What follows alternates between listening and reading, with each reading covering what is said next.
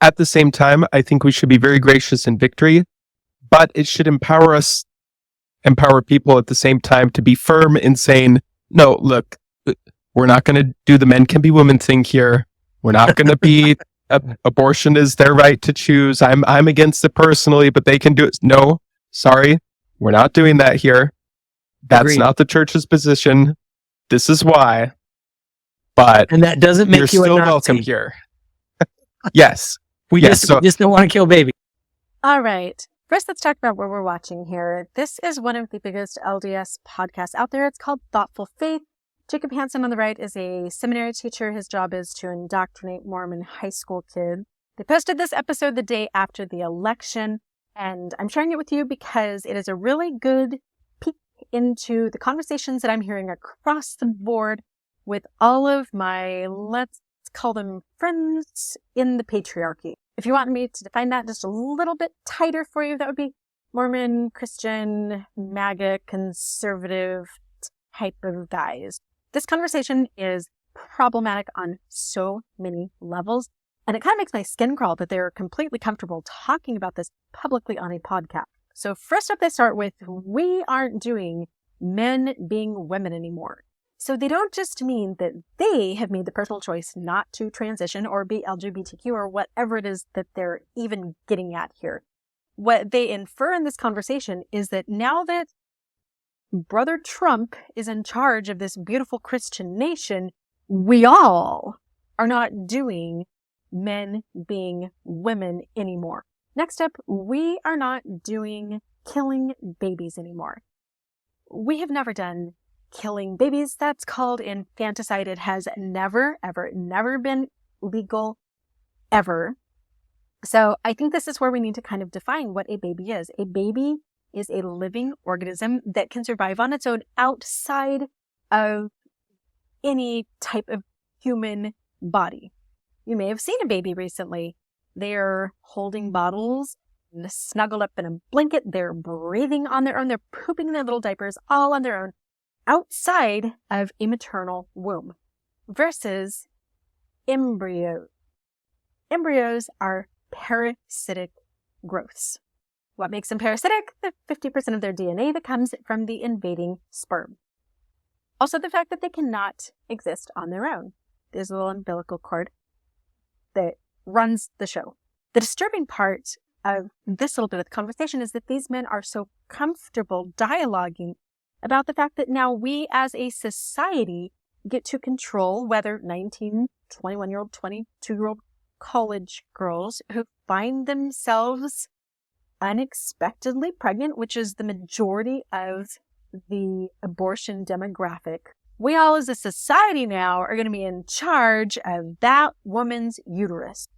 This is a win for civilization.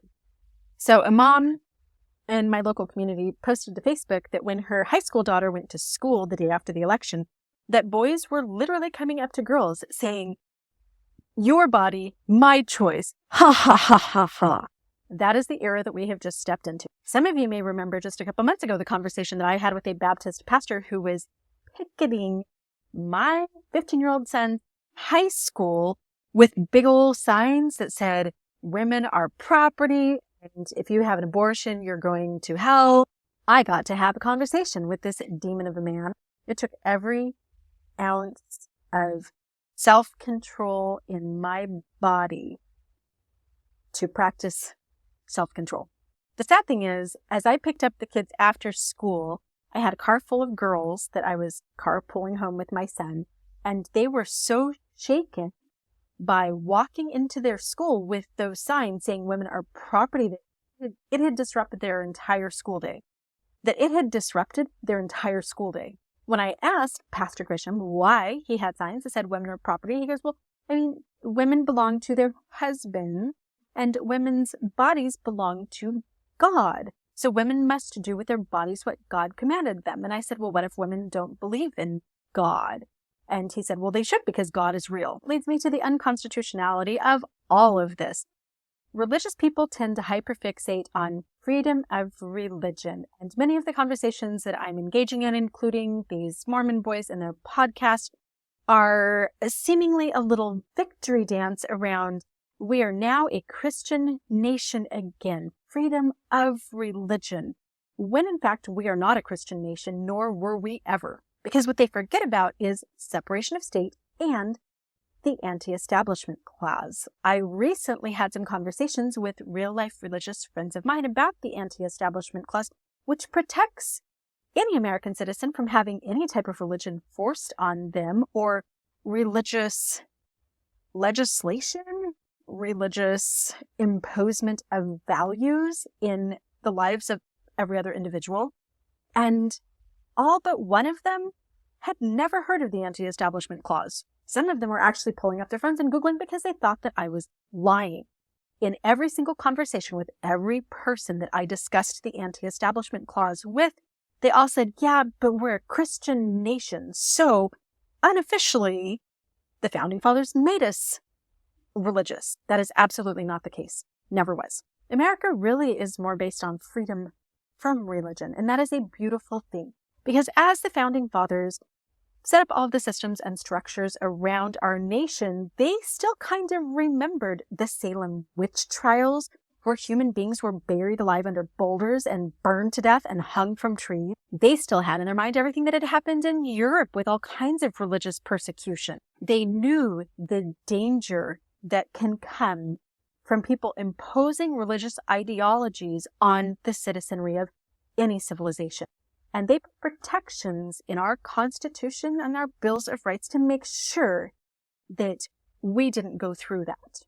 And yet, here we are today with so many men out there thinking that Christian Jesus and the Bible and in God we trust has won. I'd like to finish up by reading a little bit of an article from my Substack. You can find the full article here.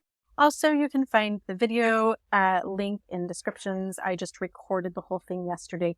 Here's just a little bit. And dear Jacob Hansen, Russell M. Nelson, and every Trumpster out there, this is for you. Oh, Pastor Grisham too. I shouldn't leave you out.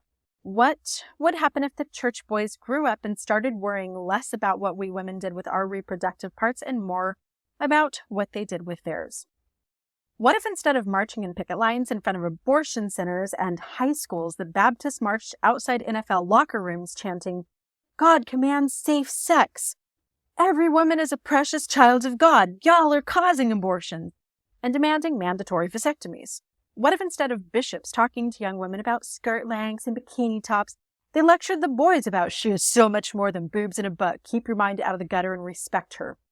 What if YouTube was full of Christian men shaming other Christian men for watching and buying adult film? Instead of slut-shaming women like the school teacher in our district who had an OnlyFans page. She got fired, by the way. What if the prophets and holy men preached that the greatest sin of all was to abandon a single mom and marched on Washington to support mandatory universal child support for life? What if? What if the religious moms trapped in the patriarchy themselves told their daughters that they had value outside their ability to have babies and keep a husband interested? That the only authority they needed was to obey their own intuition. It would change the world, and I know this firsthand because I am that mom. And the daughters I have freed from the power of the priesthood are strong and wild and full of joy. They lean into all the aspects of their humanity, not just their uteruses, and they are thriving. By the way, this is my daughters. I keep their little picture here on my desk so that every morning when I wake up and work hard to topple the patriarchy, I remember what I'm doing it all for. By the way, this modern feminist movement, the war cry, our motto, our chant is for our daughters.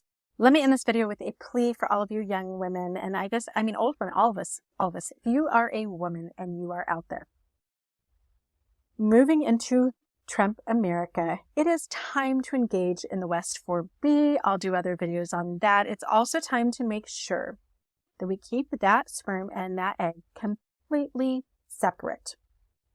We are not going to engage in any type of intimacy with men unless our birth control is absolutely bulletproof and we have the ability to support that child from cradle to grave completely by ourselves, because most of us will have to. I'd love to hear your thoughts in the comments. Thanks for watching, and head on over to Jacob Hansen's Thoughtful Faith to watch his full video if you really want your skin to crawl. As always, I would be so flattered if you would subscribe. Thanks. Mwah.